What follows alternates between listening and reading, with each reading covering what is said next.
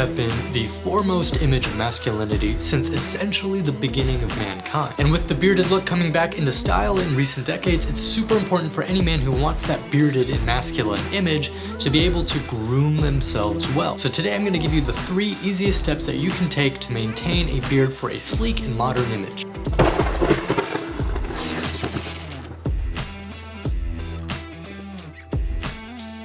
So these are basically the generic beard trimming steps, but there are some rules you may not have thought about when it comes to actually shaping your beard the way it should be done. So here are the tools that you're gonna need. You're absolutely going to need some kind of clippers, trimmers, or anything like that, preferably with adjustable guards. The adjustable guards just makes it easy for you to control your overall beard length, and it allows you to trim down your beard in increments without going too far too fast. The next thing you're gonna wanna consider are some small styling scissors. Those just make it super easy for trimming around certain areas like your mustache, or anywhere that the beard needs to be controlled but not shaved or trimmed. And the last thing that you're really gonna need is a beard brush. Now either of these works. This is the Volt Octo brush. It's made with natural boar bristles, and this is the Volt Utility brush that's made with a combination of boar bristles as well as nylon ball tipped bristles. So the Volt Octo brush is gonna be good for exfoliating and getting rid of all the loose hair, but the Volt Utility brush is gonna be best for styling your beard and mustache if you choose to do so. And don't forget to keep your beard healthy and moisturized with some beard balm or some beard oil as well. So now let's dive into the first of the 3 steps that it's gonna take to really trim your beard well. So the first step, and arguably the most important, most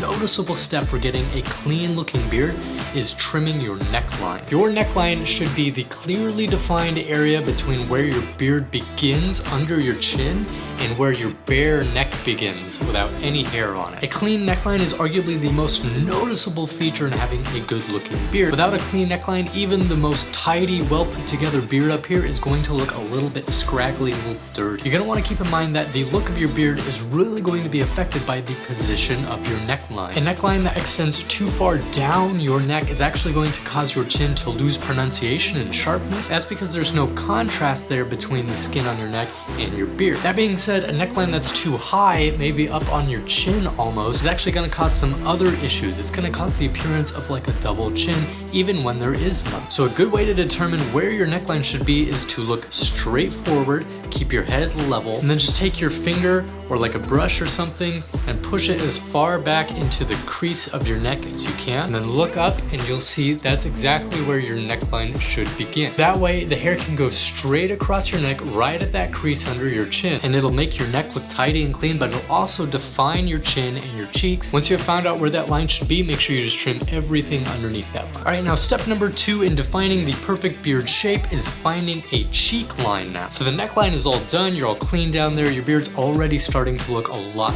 better. Now your cheek line is exactly what it sounds like. It's the area on your face, on your cheek, where the hair ends and your skin begins. Now a lot of people have problems defining a cheek line simply because the way a beard works. So most of the hair actually grows around your chin, and maybe you have a beard that's very full around your chin, but it's kind of patchy or a little bit thin up and around the cheek area. That's actually a super common problem, but defining a cheek line will actually help you mitigate a lot of that issue. So the easiest way to define a cheek line is to imagine a straight line from the top of your ear here down to the corner of your mouth. So imagine standing sideways and using a ruler to essentially create a line between the top of your ear just down to the crease of your mouth. So once you've used that trick to get a general idea of where your cheek line should be, you now have 2 options for how to shape your cheek line. You can either go straight across that line, straight from the tip of your ear to the corner of your mouth, or you can actually slope that line downwards. Now, why would you want to do that? Now, going straight across is going to give your cheeks a more defined and angular look. But let's say you do suffer from having some patchy hair on your cheeks where it's maybe not as full as you would like it to be,